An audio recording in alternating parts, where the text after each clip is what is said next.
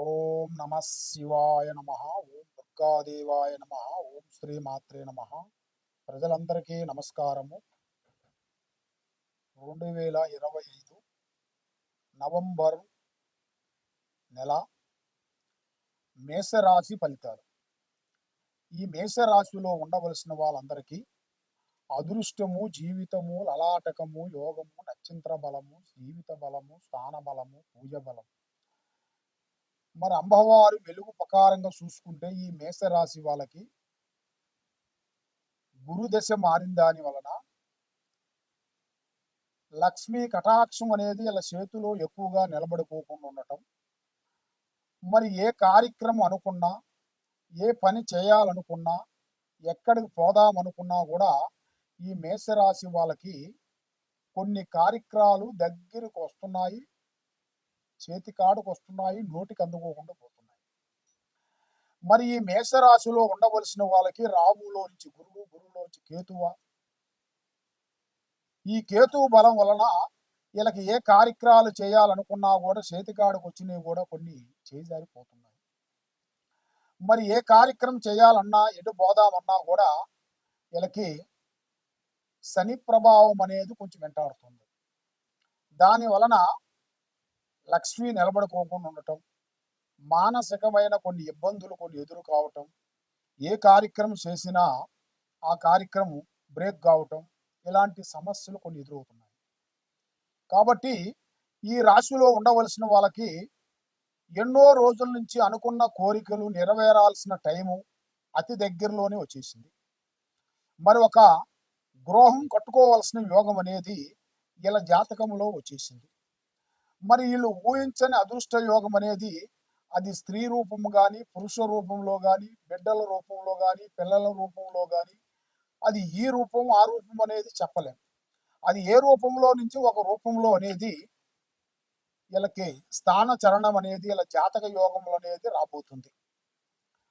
మరి ఈ నెలలో ఇల్లు చేయాల్సిన కొన్ని పూజా కార్యక్రమైన విషయాలని కొన్ని జాగ్రత్త చేయాలి. పూజా విధానాలు ఏమిటంటే ఇల్లు ఉపవాసాలు కానీ, నది స్థానాలు కానీ, మరి కొన్ని చేయాల్సినవి కూడా ఈ కార్తీక మాసమున మొదలు కాబోతున్నాయి. మరి ఈ కార్తీక మాసమున కొన్ని మన ఎన్నో రోజుల నుంచి మనం అనుకున్న కార్యక్రమాలు, మనం అనుకున్న పనులు, కొన్ని లేట్ అయిన పనుల వల్ల, కొన్ని చేయలేని పూజలు మధ్యలో ఆగిపోయినాయి. దాని వలన పెద్దవాళ్ళు కొన్ని పూజలు చెప్పిన విషయాలు కూడా మనం అర్థం చేసుకోకుండా ఆ పూజలు కొన్ని పక్కకి పెట్టేసి మరి కొన్ని కార్యక్రమాలు చేసుకుంటూ పోతుంటాం. మరి కొన్ని కార్యక్రమాలు చేసేటప్పుడు మరి పెద్దవాళ్ళు చెప్పిన విధానాలని, పెద్దవాళ్ళు చెప్పిన పూజా కార్యక్రమాలని మనం చేసుకుంటూ వెళ్ళాలి. మరి మనకి కులదైవం, కులదైవం అంటే మన తాతల ముత్తాతల నుంచి అమ్మవారు మన గ్రామంలో కానీ, మనం ఉండే స్థానంలో, మనకు ఆది బునాది ఫస్ట్ నుంచి మనకి ఎక్కడ ఉంటామో అక్కడ అంటూ ఒక అమ్మవారు అనేది ప్రతి ఒక్కరికి ఒక అమ్మవారు అనేది ఉంటుంది. కాబట్టి ఈ రోజుల్లో ఆ అమ్మవారు ఎవరు అని అడిగితే తెలవదంటారు.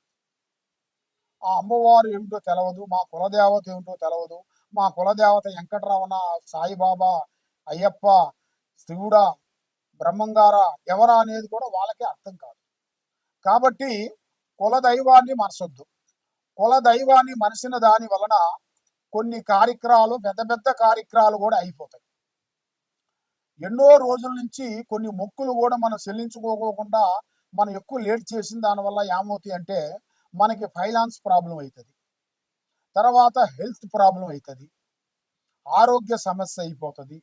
దానివల్ల మానసికమైన ఒత్తిడి అంటే మనశ్శాంతి లేకోకుండా ఉండటం, మానసికమైన చిన్న చిన్న సమస్యలు పోయి పెద్ద పెద్ద సమస్యలుగా రావటం, మనం చేసే ఆఫీసులో మన ముఖం చూసిన వాళ్ళు బొగ్గు అనటం, మనం ఎంత కష్టపడ్డా కూడా ఏమి కష్టపడ్డావు, ఏం చేశావు నువ్వు అన్నట్టుగా మనల్ని చిన్న అంచనా వేయటం, అలాగా డిస్టర్బెంట్ చేయటం, మనశ్శాంతి లేకోకుండా కొన్ని సంఘటనలు కొన్ని ఎదురవుతుంటాయి.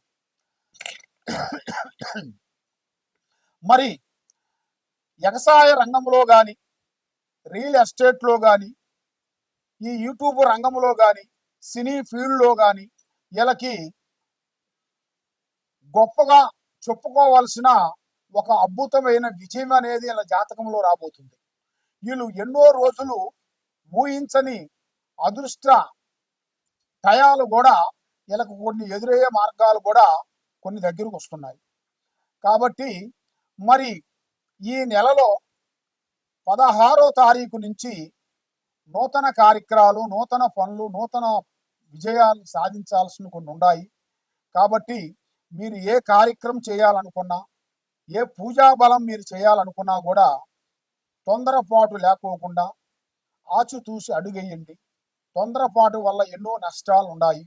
మీరు చేయాల్సిన పనులు కానీ, చేయాల్సిన ప్లానింగ్ కానీ, ప్రాణం లాంటి స్నేహితుడు కానీ, మిత్రుడు కానీ, బంధువు కానీ ఎవరికి చెప్పి చేయొద్దండి. మీరు ఏ కార్యక్రమం అనుకుంటారో ఆ కార్యక్రమం కంప్లీట్ అయ్యేంత వరకు ఎవరికి చెప్పొద్దండి. దానికి చెప్పిన దానివల్ల ఎన్నో నష్టాలు కొన్ని రాబోతున్నాయి. దానివల్ల ఇంట్లో మనశ్శాంతి లేకోకుండా ఉండటం, కుటుంబంలో అన్నదమ్ముల మధ్యలో చిన్న చిన్న సమస్య పోయి పెద్ద పెద్ద సమస్యగా రావటం, అక్కజల్లుల మధ్యలో కొన్ని గొడవలు, భూమి సమస్యలో లేనిపోయిన సమస్యలు కొన్ని రావటం, తర్వాత పెద్దవాళ్ళు సంపాదించిన ఆస్తులు గొడవలు కూడా ఎదురు కావటం, మరి పెద్దవాళ్ళని పట్టించుకోకుండా వాళ్ళని సపరేట్గా పక్కకు పెట్టేసి వీళ్ళు స్వహాశక్తిగా వీళ్ళు పోరాటం చేయటం, అలాంటి సంఘటనలు కొన్ని జరుగుతుంటాయి. కానీ ఏది చేసినా ఏది చేయకపోయినా పెద్దవాళ్ళ ఆశీర్వాదము చాలా ఇంపార్టెంట్. అమ్మా నాన్న ఆశీర్వాదం. కాబట్టి అమ్మా నాన్నని గౌరవించాలి. వాళ్ళ చెప్పిన మాటని వీళ్ళు గ్రహించాలి. వాళ్ళకంటూ ఒక ఆశ్రయం అనగా ఒక ఇల్లు, ఒక గూడు కట్టాలి, ఒక స్థానాల్లో నిలపాలి. వాళ్ళు ఏది చెప్పినా కూడా దాన్ని ఆలోచించి అడిగేయాలి. ఈ విధంగా చేసుకుంటూ వచ్చినట్టుకైతే వీళ్ళకి చేయాల్సిన కార్యక్రమం, అనుకున్న పని, చేయాల్సిన పనులు, ఏ కార్యక్రమం చేసినా కూడా అతి దగ్గరగా వచ్చే మార్గాలు కూడా మీ జాతక యోగంలో చాలా వరకు కనబడుతున్నాయి. మరి ఈ మేషరాశిలో ఉండవలసిన వాళ్ళకి అదృష్ట యోగం అనేది అది అనుకోకుండా వచ్చే యోగం అనేది దగ్గరలోనే కొన్ని కనబడుతున్నాయి. కాబట్టి ఏ కార్యక్రమైనా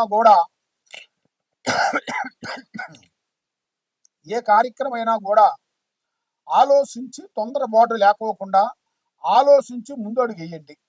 కాబట్టి మీరు ఎక్కడెక్కడో జ్యోతిష్యం చెప్పించుకొని నిరాశ చెంది ఉన్నారు. కాబట్టి మీ ఇంట్లో బాగోకుండా, మీ ఒంట్లో బాగోకుండా, మీ పిల్లల చదువులో ఇబ్బంది అయిపోయి మీరు చేసే కార్యక్రమాలు కొన్ని చేతికాడికి వచ్చినవి, కొన్ని వెనక్కిపోవటం, ఇలాంటి సమస్యలతో మీరు బాధపడుతూ ఉన్నారా?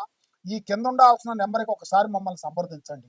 కాబట్టి మీ ఇంట్లో ఎలాంటి దోషం ఉన్నా, మీ మీద ఎలాంటి నరదిష్టి ఉన్నా, మీ మీద నరఘోష, చెడు దిష్టి, చెడు ప్రయోగము, అష్టదిబ్బందన, ఇలాంటి కొన్ని గ్రహాశక్తులు మీకు ఎదురైనా కానీ, ఏదో మీరు నిమ్మకాయ తొక్కటం కానీ, ఎవరో మీ పేరులో పూజలు చేయటం కానీ, ఇలాంటి కొన్ని జరుగుతుంటాయి. అది మీకు తెలవదు. అది మీకు తెలిసే లోపల చాలా వరకు మీరు నష్టపోతారు. కాబట్టి అలా నష్టపోకోకుండా మేము ఈ అష్టదిబ్బందన అమ్మవారు కుబేర చక్ర యంత్రాన్ని పూజ చేసి ఇస్తుంటాం.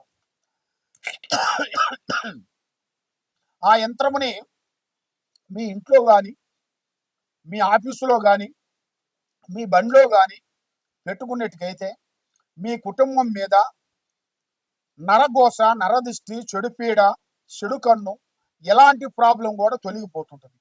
దానికి మేము కాశీలో నుంచి మా గురువు గారు అష్టదిబ్బందన కుబేర చక్రాన్ని పూజ చేసి ఇస్తుంటారు. మీకు దాంట్లో నుంచి గురుతాయితులు కానీ, యంత్రములు కానీ, దానికి సంబంధించిన కొన్ని పూజ వస్తువులు కానీ మీకు అందజేస్తుంటాము. మీకు ఇంకేమన్నా డౌట్ కానీ, సందేహం కానీ ఏదన్నా ఉన్నా కూడా ఈ కింద ఉండాల్సిన నెంబర్కి మాకు సంప్రదించండి. మీకు ఎలా అవుతుంది ఏమిటి అనేది మీకు ఆ వస్తువుని మీకు కొరియర్ ద్వారాగా మీకు పంపిస్తాము. మీకు ఏ సమస్య ఉన్నా కూడా మాకు ఎమ్మటే ఫోన్ చేసి అడగొచ్చు. సర్వో జనా సుఖినో భవంతు. ఓం నమః శివాయ నమః.